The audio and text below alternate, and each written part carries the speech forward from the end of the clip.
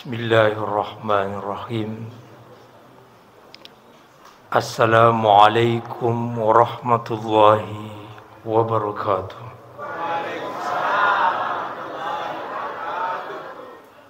Alhamdulillahil qail. Qul hal yastawiyal ladina ya'lamuna wal ladina la ya'lamun. Wassalatu wassalamu ala ashrafil anbiya'i wal mursalin Sayyidina Muhammadin wa ala alihi wa ashabihi ajma'in, amma ba'd. Qala an-nabi sallallahu alaihi wasallam, man ahabbani kana ma'i fil jannah. Wa qala an-nabi sallallahu alaihi wasallam, man nazara wajhal alim khalaqallahu malakan yastaghfiru lahu hatta ila yaumil qiyamah. Hadirin wal hadirat jamaah maulid rahimakumullah. Syukur alhamdulillah, malam ini atas kehendak, iradat dan kudrat Allah kita dipertemukan di Masjid Al-Ansar Rappang. Kita berdoa semoga seluruh pengabdian kita, seluruh amalan-amalan kita, seluruh ruku dan sujud kita diterima baik di sisi Allah Subhanahu wa ta'ala.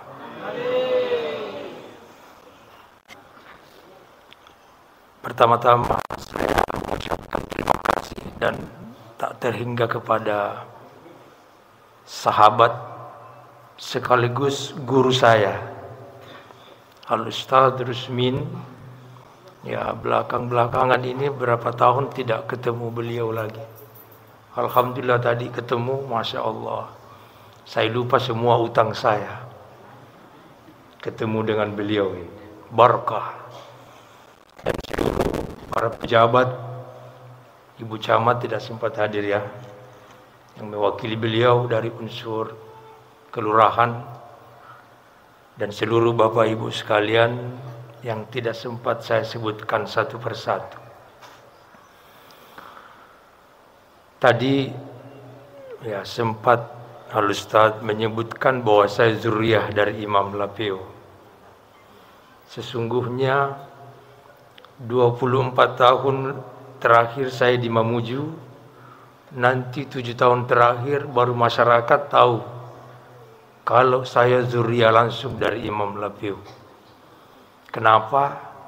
Malu rasanya. Berat membawa nama besar seorang waliullah. Tidak apa-apa saya perkenalkan sedikit biografi. Nama saya Ahmad Multazam. Dari zuriyah ibu, dari jalur ibu, ibu saya bernama Hajjah Mujarrabah. Hajjah Mujarrabah punya ibu bernama Hajjah Muhsana Tahir, anak ketiga Imam Lapeo. Dari istri pertama bernama Rugaiyah. Istri pertama beliau bernama Rugaiyah, memiliki 4 anak. Anak pertama Kiai Haji Muhsin Tahir, meninggal di Polewali. Anak kedua bernama Hajjah Aisyah Tahir, pendiri Panti Asuhan Hadiat Makassar. Dan di era tahun 80-an beliau adalah Ketua Muslimat Sulawesi Selatan.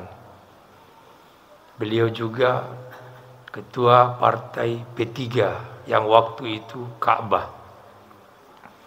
Hajjah Aisyah Tahir meninggal 1987. Anak ketiga itulah nenek saya, Hajjah Muhsana Tahir, meninggal 9 tahun yang lalu, lahir 1923. Anak terakhir dari istri pertama beliau bernama Hajjah Marhumah, lahir 1925, 2 tahun lalu meninggal, pada umur 97 tahun. Dan itu masih meladeni peziarah. Kami pernah bawa, istirahatkan sekitar 10 rumah dari rumah tua Imam Lapeo, marah-marah. Kenapa saya dibawa ke tempat yang sunyi? Saya sudah puluhan tahun meladeni peziarah. Akhirnya dibawa kembali ke rumah tua Imam Lapeo, meladeni peziarah sampai malam, sampai menghembuskan nafas yang terakhir. Dan pada saat sakratul maut, saya tidak sempat hadir, tapi kakak saya hadir. Saya tanya, bagaimana hembusan nafas terakhir nenek kita? Kakak saya bilang, sempat membaca la ilaha illallah Muhammadur Rasulullah. Senyum sedikit, akhirnya pulang ke rahmatullah. Kalau nenek saya yang 9 tahun yang lalu saya berada di samping beliau, satu kalimat yang sering beliau sebut sebelum menghembuskan nafas yang terakhir, Allah, Allah, Allah, Allah. Akhirnya menghembuskan nafas yang terakhir. Ketika seorang ulama meninggal, bukan hanya ditangisi karena beliau sudah kembali ke rahmatullah, tapi tangisan kita sesungguhnya adalah tangisi diri ini. Mudah-mudahan Allah memberikan kekuatan, mudah-mudahan Allah memberikan hidayah, diberikan kekuatan mengucapkan kalimat tauhid, la ilaha illallah. Mudah-mudahan diberikan kekuatan mengucapkan kalimat Allah, Allah. Mudah-mudahan diberikan kekuatan mengucapkan zikir.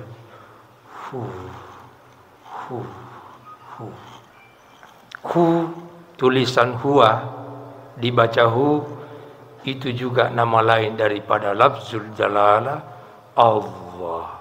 Jangan heran ketika ada ulama yang meninggal tidak mengucap kalimat la ilaha illallah, tidak menyebutkan lafaz jalalah Allah, tapi hanya menyebut zikir. Itu juga bermakna kalimat la ilaha illallah.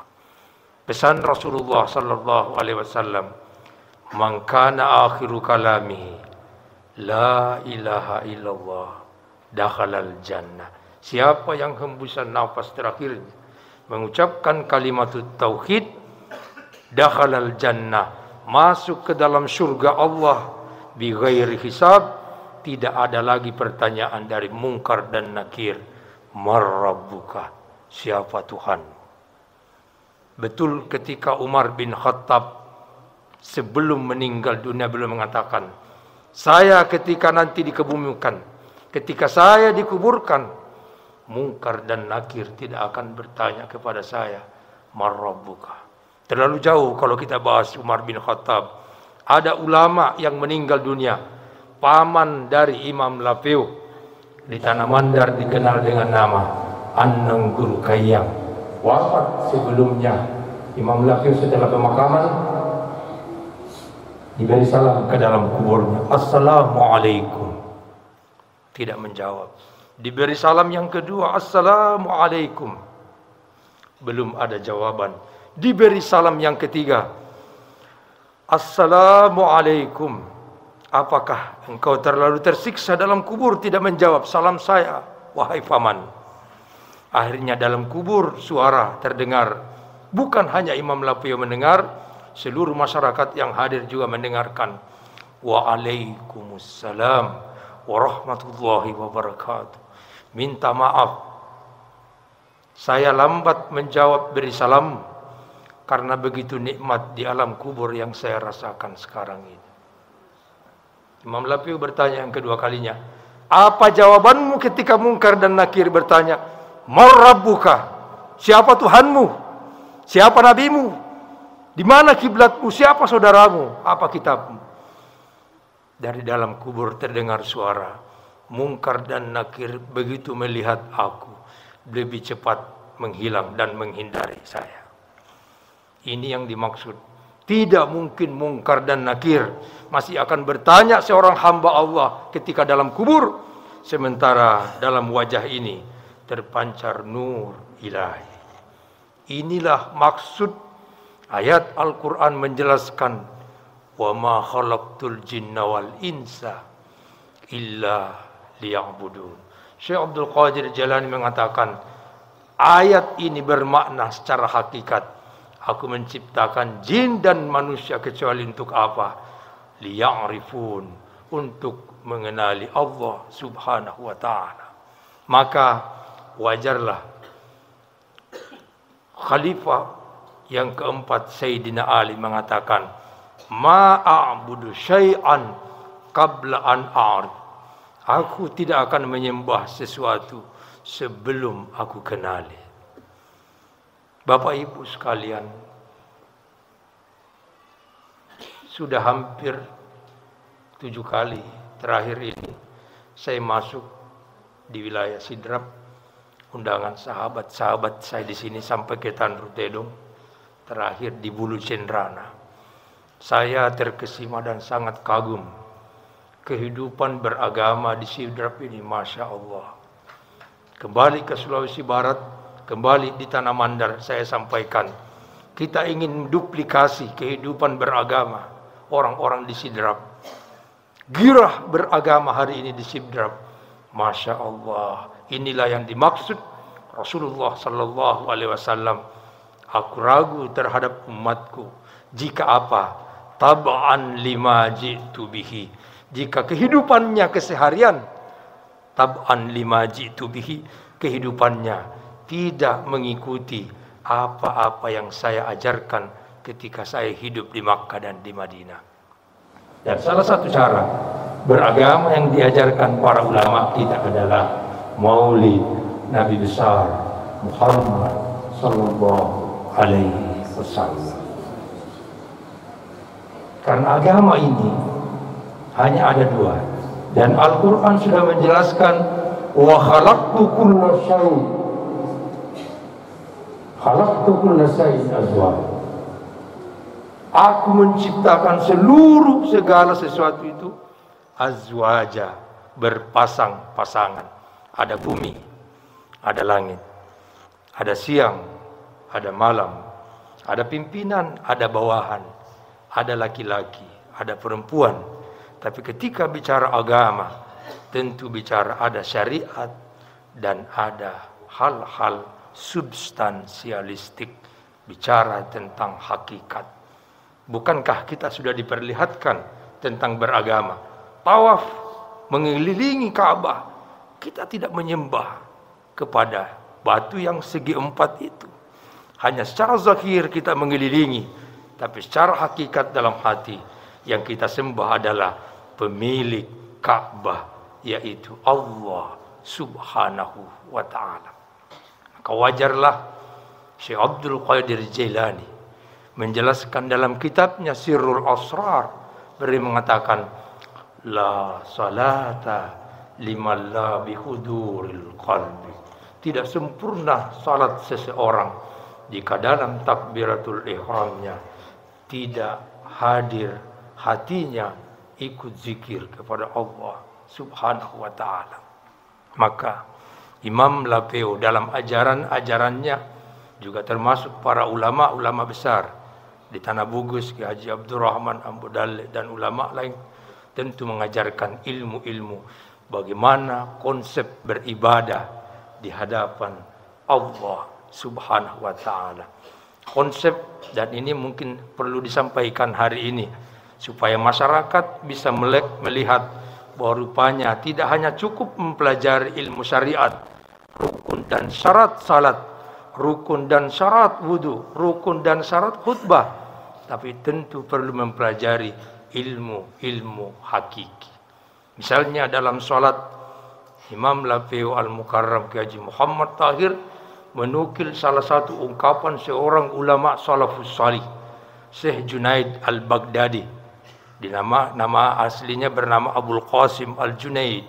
Dalam kitab Tajul Arifin mengatakan, wa inda takbiratil ihram makrunatan ketika engkau buang takbir Allahu Akbar, kata Syekh Junaid Al-Baghdadi, dan inilah yang diajarkan menurut Imam Lafiu, indat takbiratil ihram makrunatan, ketika engkau buang takbir seiring naik nafasmu dan gerakan tangan. Allah, nafas naik juga tangan naik. Turun nafas juga tangan turun. Akbar. Ini ijtihad para ulama kita, ulama-ulama, para waliullah, tidak merusak rukun dan syarat salat, tapi pencapaian khusyuk mesti kita berusaha semaksimal mungkin supaya apa? Qad aflahal mu'minun alladzina hum fi salatihim khashi'un. Sungguh beruntung orang-orang beriman yang dalam salatnya khusyuk. Sering banyak orang bertanya, Ustadz, bagaimana konsep khusyuk dalam salat? Apakah harus menerjemahkan seluruh rangkaian salat? Kalau yang dikerja menerjemahkan, semakin jauh yang namanya khusyuk. Lafaz yang kita lafazkan, gerakan yang kita gerakkan itu hanya memahami. Tapi khusyuk itu ada dalam qalbu. Qalbu tugasnya adalah zikrullah, berzikir kepada Allah Subhanahu wa ta'ala. Wajar ketika seorang ulama mengatakan, salasatu asya yajibu alaika an tazkirallah inda salah. Ada 3 tempat minimal zikrullahmu itu tidak lepas. Pertama, inda takbiratil ihram, ketika takbiratul ihram, Allah Akbar. Ibu-ibu, apa artinya Allahu Akbar? Allah Maha. Betulkah ibu ketika takbiratul ihram ingat Allah? Allah Akbar. Besok penagih gorden datang lagi. Allahu Akbar. Mati ditarik kompor ini. Kemana Allahu Akbar tak? Padahal ibu berani mengatakan Allah Maha Besar, ternyata penagih cicilan lebih ditakuti. Maka ada ulama menjelaskan, ketika kita berani mengucapkan Allahu Akbar ketika mau salat, namun kalbu pikiran kita masih keluar, ada malaikat langsung melapor kepada Allah, ya Allah, qad kadzabat. Ada hambamu di Masjid Al-Ansar, dia dusta di hadapanmu. Berani mengatakan Allah Maha Besar, engkaulah Maha Besar. Tapi dia lebih takut kepada penagih cicilan gordennya. Itu yang pertama. Yang kedua, kata ulama, inda qiraatil Fatihah, ketika membaca surah Al-Fatihah pada ayat iyyaka na'budu wa iyyaka nasta'in, hanya kepadamulah aku menyembah dan hanya kepadamulah aku memohon pertolongan. Dan yang ketiga, kata ulama, inda tasyahud, ketika syahadat, asyhadu alla ilaha illallah. Ketika illallah, pandangan mata ke ujung telunjuk, supaya apa? Menambah kehusyuan kita, ingat hanya kepada Allah Subhanahu wa ta'ala. Hadirin wal hadirat jamaah maulid rahimakumullah. Tadi mendengar sirah nabawi, kita sangat terharu. Dan inilah cara dakwah para ulama mendekatkan para umat kita, masyarakat kita kepada Rasulullah sallallahu alaihi wasallam. Tidak hanya dibaca itu kalimat kita berzanji, tapi diterjemahkan ke dalam bahasa Bugis supaya apa? Ngerti apa maksud dan tujuan berzanji. Syekh Imam An-Nawawi Al-Bantani mengatakan, dari 300 kitab yang berbicara tentang kehidupan Rasulullah, kitab berzanjilah yang paling lengkap. Karena di dalamnya ada salawat, di dalamnya ada puji-pujian kepada Rasulullah, di dalamnya ada doa, Tapi yang paling inti kata Syekh Imam An-Nawawi Al-Bantani, di dalam berzanji itu ada ilmu-ilmu yang sifatnya hakikat. Dalam untayan berzanji sering kita baca, wa huwa akhirul anbiya'i wa awwaluhum bimakna. Itu di berzanji dikatakan bahwa adalah Rasulullah sallallahu alaihi wasallam secara zahir dia adalah nabi yang terakhir, akhirul anbiya, penutup para nabi, tapi dikatakan wa awwaluhum bimakna, tapi secara maknawi, secara hakikat dia adalah nabi yang pertama. Hadis At-Tirmizi dikatakan Nabi bersabda, kuntu nabiyan wa adamun bainal ma'i wat turab. Kata Nabi, saya sudah menjadi nabi, Adam masih di antara tanah dan air, belum berwujud sebagai manusia. Itulah makna dan isi berzanji. Yang kedua, kenapa kita sering berzanji? Ada orang mau menikah, mak berzanji sih. Hamil 8 bulan, 9 bulan, mak berzanji sih. Melahirkan, mak berzanji sih. Anak-anaknya masuk di TK, mak berzanji sih. Naik SD, SMP, berzanji. Kuliah, mak berzanji sih. Dapat pekerjaan, berzanji. Menikah kembali, berzanji. Kenapa? Orang-orang dulu itu merasakan keberkahan dari maulid, keberkahan dari berzanji. Karena dalam berzanji yang kedua adalah tawassul kepada Rasulullah sallallahu alaihi wasallam. Di dalam kalimat berzanji mengatakan wa natawassalu bihaqiqatil Muhammadiyah. Kita bertawassul, kita mengambil perantara. Perantara kepada siapa? Haqiqatul Muhammadiyah. Hakikat dari Muhammad yaitu apa? Nur Muhammad. Hanya nur Muhammad yang bisa sampai kepada Allah Subhanahu wa ta'ala. Makanya orang-orang dulu selalu baca kitab-kitab berzanji. Dan yang ketiga, salah satu hikmah maulid yang kita peringati malam hari ini, tiap tahun diperingati, bahkan masuk di Rabiul Awal, di sekitar rumah kita ini sering ada maulid. Salah satu hikmah maulid itu adalah bagaimana cinta kepada Rasulullah sallallahu alaihi wasallam. Kalau boleh ibu-ibu saya sampaikan, menangis. Biar satu tetes air mata kita menangis, satu tetes air mata kerinduan kita itulah yang menjadi saksi di akhirat, dan itu menjadi asbab supaya kita mendapatkan syafaat dari baginda Nabiullah Muhammad sallallahu alaihi wasallam. Bu, masih lanjut, Bu? Ayah Adam yang mengantuk di belakang. Ay metalak deh penceramah. Nasi ay metalak deh. Saya sedikit lagi menambah hikmah maulid pada malam hari ini. Ada pesan Nabi sallallahu alaihi wasallam, la yu'minu ahadukum hatta akuna ahabba ilaihi mi walidayhi wa walidihi wa minan nasi ajma'in. Tidak beriman di antara kalian, belum termasuk kategori beriman kepada Allah Subhanahu wa taala, sampai cintanya kepadaku, kata Nabi, melebihi dari cintanya kepada orang tuanya, melebihi cintanya kepada anak-anaknya, dan melebihi cinta kita kepada seluruh manusia. Ibu-ibu sudah cinta kepada Nabi enggak? Betul? Sudah pernah menangisi Rasulullah? Enggak percaya, Kak.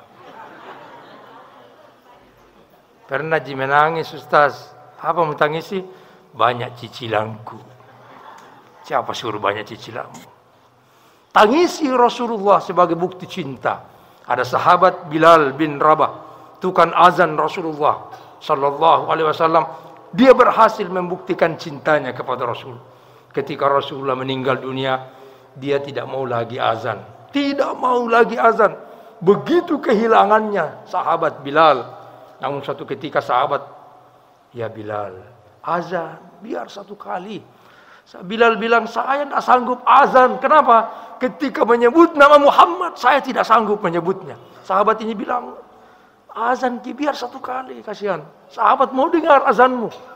Akhirnya dipaksa Bilal azan pada waktu itu. Ketika mulai Allahu Akbar, sahabat sudah berbondong-bondong kembali ke masjid. Namun pada saat kalimat asyhadu an la ilaha illallah sudah disebutkan, begitu mau masuk azan, asyhadu anna Muhammadar Rasulullah, baru Bilal menyebut asyhadu anna. Tidak sempat menyebut kata Muhammad, beliau langsung pingsan.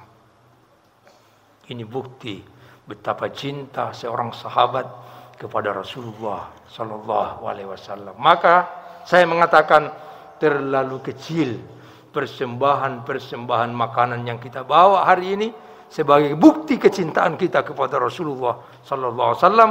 Tapi kalau tidak bermaulid, tidak membawa berkah dan hadir di masjid untuk merayakan maulid, saya hampir mengatakan diragukan bahwa dia umat Rasulullah sallallahu alaihi wasallam.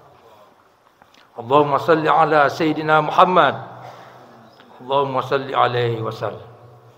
Maka kehidupan ini kemudian adalah cintai dan rindu kepada Rasulullah sallallahu alaihi wasallam dengan cara salah satunya adalah mengirimkan salawat kepada junjungan Nabiullah Muhammad sallallahu alaihi wasallam. Berapa salawat per hari, Bu? 100? Ada 1000? Masih sedikit. 3000? Hai, gatal kepalanya. Nggak sampai stop. Salawat yang dibaca apa, Bu? Ya, bagus. Ada 46 cara salawat. Ada salawat yang saya ingin bagikan malam ini. Kata Rasul, siapa yang membaca salawat ini 80 kali, kata Rasulullah dalam kitab Fadailus Salawat, ghufira lahu samani nasanatan. Allah menghapus dosanya 80 tahun lamanya. Mau, Bu? Hai, baru sedikit yang bilang. Satu kali bisa saya tanya, mau terima salawatnya? Ke rumah bawa ayam putih. Waduh, tidak apa-apa. Saya baca dan ulangi, Bu ya. Yang bawa HP bisa direkam supaya belum dihafal, bisa dibagi kepada keluarganya. Dibaca 80 kali, 79 kali itu boleh cepat, tapi salawat yang ke-80 kali harus lambat. Wa i'taqada salatan, pelan-pelan diresapi. Ikuti. Allahumma salli ala Muhammad wa ala ali Muhammad abdika wa rasulika wa nabiyyika nabiyil ummi. Saya ulangi satu kali lagi. Allahumma salli ala Muhammad wa ala ali Muhammad abdika wa rasulika wa nabiyyika nabiyil ummi. Ya, itu dibaca 80 kali setiap hari, tidak usah lebih, Bu. Cukup 80 kali, 79 itu boleh cepat. Tapi yang ke-80 kali dibaca pelan-pelan. Allahumma salli ala Muhammad, pelan-pelan. Itu yang dimaksud dalam kitab Fadailus Salawat, wa i'taqada salatan. Hadirin wal hadirat jamaah maulid rahimakumullah. Hikmah yang terakhir tentang maulid ini kemudian adalah mencontohi adab dan akhlak Rasulullah sallallahu alaihi wasallam.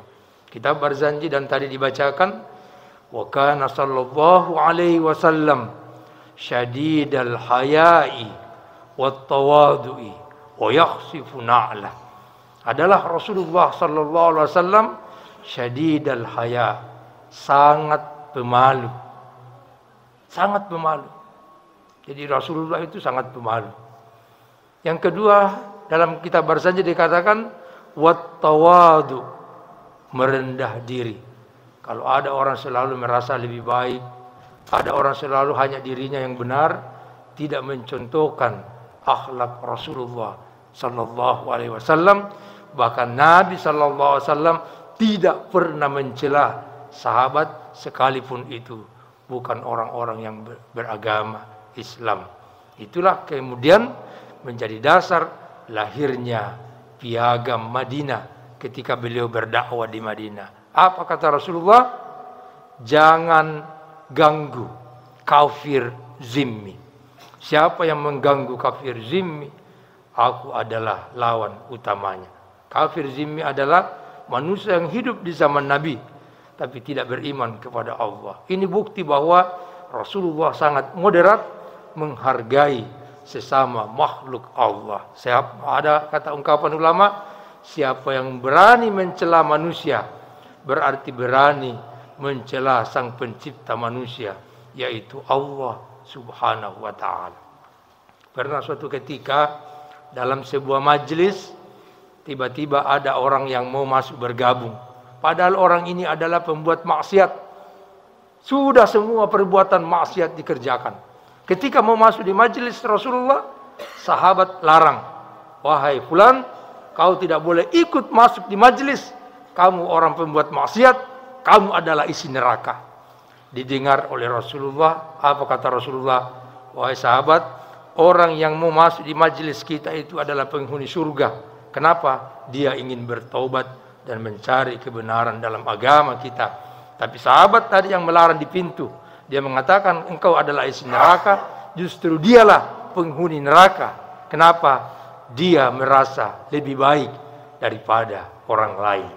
Ini perlu kita renungi bahwa hidup ini jangan hanya kita merasa paling benar, jangan kita merasa paling selamat nanti di akhirat, tapi semua harus diserahkan kepada Allah Subhanahu wa ta'ala. Terlebih kisah sahabat ketika Rasulullah bersama dalam pengajian, tiba-tiba Nabi menyampaikan kepada sahabat, wahai sahabatku, lan tadkhilal jannah bi'amalikum. Kalian jangan pernah berpikir masuk ke dalam surga karena banyaknya ibadahmu, karena banyaknya haji dan umrahmu, karena banyaknya kau membantu pembangunan masjid, karena banyaknya tahajud dan salat duhamu, karena seringnya kau menghatam Al-Quran. Sahabat heran dan bertanya, ya Rasulullah, walau anta ya Rasulullah, apakah engkau juga ya Rasul tidak masuk ke dalam surga karena banyaknya ibadah? Rasulullah menjawab, walau ana illa birahmatin minallah. Saya juga, kata Rasul, tidak akan masuk ke dalam surga kecuali apa? Allah ta'ala, rahmat dari Allah Subhanahu wa ta'ala. Maka yang memasukkan kita nanti di surga bukan karena banyaknya salat dan zikir kita, tapi apa? Rahmat kasih sayang dari Allah Subhanahu wa ta'ala. Hadirin jamaah maulid rahimakumullah. Dan yang terakhir, hikmah maulid yang sering disampaikan oleh Rasulullah, ketika engkau beribadah, yang paling utama adalah ikhlas karena Allah Subhanahu wa ta'ala. Ayat Al-Quran menjelaskan, wa ma umiru illa liya'budullaha mukhlisin lahuddin hunafa. Apa kata Allah? Tiadalah aku menyeru kepada kalian untuk menyembah kepada aku, kata Allah, illal mukhlisin, kecuali dengan niat yang ikhlas. Ibu sudah merasa ikhlas, Bu? Merasa ikhlas? Tunggu dulu. Ada 3 kriteria orang ikhlas. Yang pertama, ulama menjelaskan dalam kitab, ikhlas itu al-awwalu al-istiwa'u minal madhi wa zam'i minal am. Sama semangat kita beribadah sendiri atau banyak orang. Sama semangat kita beribadah dicela atau dipuji orang. Karena ada orang kalau salat berjamaah di masjid, oi, takbiratul ihramnya itu Masya Allah. Allah, oi, kayak petir menyambar itu di siang hari. Tapi di rumah, Allah, biar bengkok songkoknya, nah hantam. Itu berarti tidak ikhlas. Tapi bukan orang Rapang itu, Budi, orang jauh deh. Tidak ada orang di sini ya.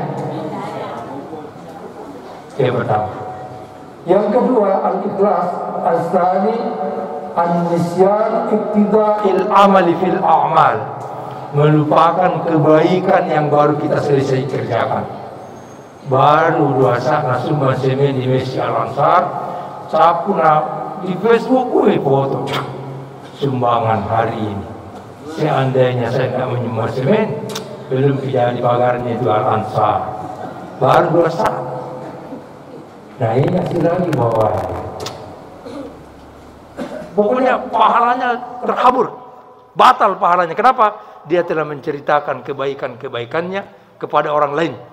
Ketemu di pasar, dicerita lagi, padahal 2 saat. Yang menyumbang 2 miliar tidak menyebut.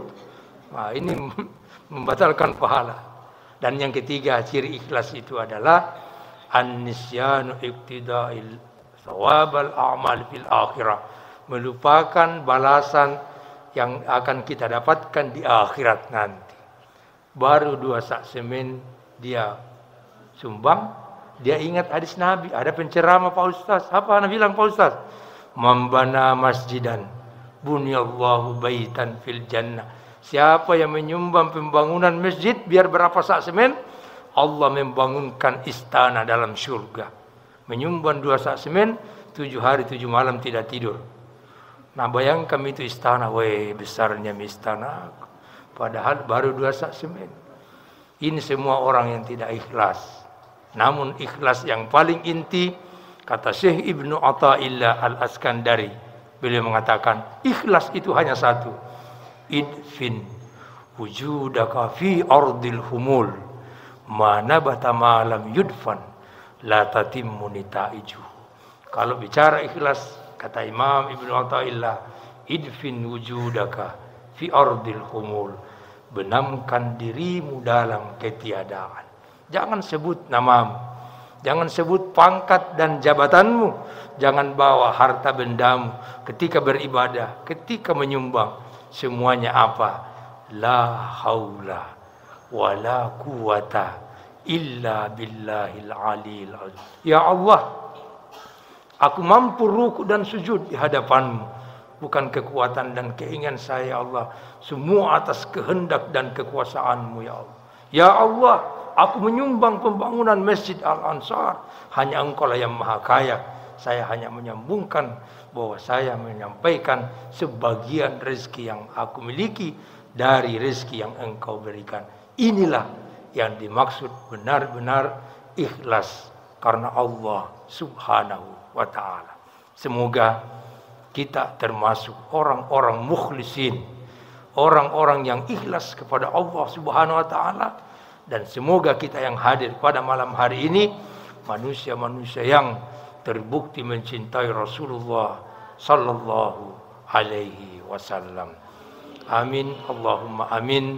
Semoga hikmah maulid yang singkat ini ada manfaatnya bagi kita sekalian, menjadi motivasi, menjadi semangat bahwa ternyata hidup ini sangat singkat, harus dimanfaatkan untuk memperbanyak amal-amal saleh yang menjadi bekal hidup di akhirat nanti. Amin, Allahumma amin. Kita tutup dengan doa. Ala hazihin niyah wa ala kulli amalin salih wa bi barakati wa bi sirri. Al-Fatihah. Alhamdulillah rabbil alamin. Siratal. Amin ya Allah. Bismillahirrahmanirrahim. Allahumma salli ala sayyidina Muhammad wa ala ali sayyidina Muhammad wa natawassal bihaqqi nur Muhammad sallallahu alaihi wasallam. Rabbi anzilna munzalan mubarakan wa anta khairul munzilin. Allahumma rabbana aghnina bil ilm wa zayyinna bil hilm wa akrimna bit taqwa wa jamilna bil afiyah. Allahumma ighfir lana ولوالدينا وارحمهما كما ربيانا صغار وأدخلنا الجنة مع الأبرار يا عزيز يا جبار. ومن يتق الله يجعل له مخرجا ويرزقه من حيث لا يحتسب. اللهم ربنا آتنا في الدنيا حسنة wa fil akhirati hasanah wa qina adzabannar. Subhana rabbika rabbil izzati amma yasifun wa salamun alal mursalin walhamdulillahi rabbil alamin. Demikian ceramah Maulid. Mohon maaf jika ada kata, tutur kata yang tidak berkenan bagi kita sekalian. Saya juga manusia biasa, tidak luput dari kesalahan. Akhirul kalam, wallahu muwafiq ila aqwamit thariq, minallahil musta'an wa ilaihi tiklan. Wassalamualaikum warahmatullahi wabarakatuh.